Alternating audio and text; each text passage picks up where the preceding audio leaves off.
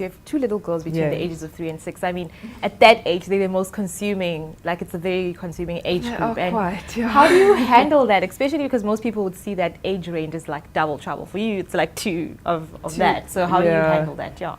I don't always know whether I'm handling it well. I think every parent has his or her doubts about, how they're doing. I'm very self-critical, so I do try my best. I try my best to give them all the time that I have, and I am very busy. I do travel, I have my business, but they always come first. So I'm not really that driven anymore when it comes to business and to other things.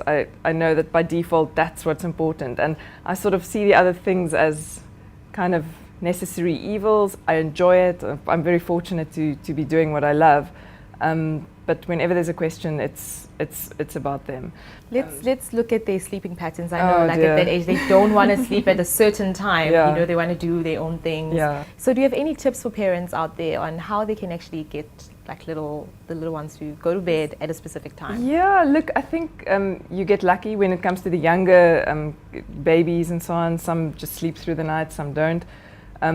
I've had one that never slept and then one that just sort of slept. So I think I've sort of earned my my luck with the second one. When it comes to bedtime and routines and so on, I think discipline is the key, as in anything. And they know me to be quite a disciplined person. I mean, they see me swimming up and down the pool every day. They know that when it's my pool time, it's my time, and then after that, it's their time. It's just, for me, it's been quite simple because I'm quite a disciplined person. So what do you do to get them in bed on time? Well, they just listen to me, usually. Actually, no, I'm not talking nonsense. No bribing. No, of course there's bribing. Of course there's bribing involved. But they kind of, I don't know, we're at a nice place where they know 8 o'clock is bedtime.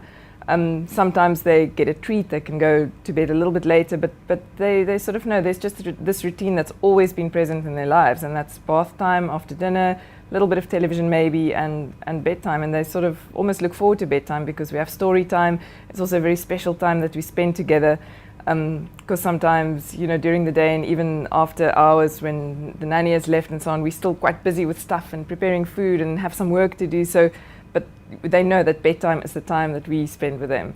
So the younger one, it's a story, or 2 or 3 or 4. And with Milena, the older one, she's starting to enjoy doing card games and chess. So it's something for them to look forward to, and we never compromise that. We commit to spending that time with them, and then they go to bed happy. I mean, most women after giving birth or after having kids, they become very self-conscious about their new body image, So do you have any tips for women on how they can actually get back to their body image after giving birth? Yeah. I mean, you're in an amazing shape. I mean, people must be so envious, like, oh my God, 2 kids. No, cannot believe it. Yeah, I think all women are different. There are many women who also look like this without doing anything. Obviously, I've kept up my swimming. I've kept up my swimming throughout my pregnancy. With both my pregnancies, I swam until the day they were born. 5 kilometers. So you can keep it up, but I think it's also important to be fit before you fall pregnant, because to suddenly become fit when you're pregnant, to have this healthy consciousness, of course it's brilliant, but it's going to be more difficult to keep that up. Obviously, I was at a very high level of fitness before I became pregnant, and I just maintained that. And it's not always easy, because also your body and your whole consciousness kind of is looking for an excuse in a way. Yeah. But yeah, as I said, I'm just extremely disciplined and a little bit obsessive, to be honest, and so I've just always kept it up. And yeah, I've been very lucky and gone back to swimming soon after giving birth, and that's worked for me. Yeah.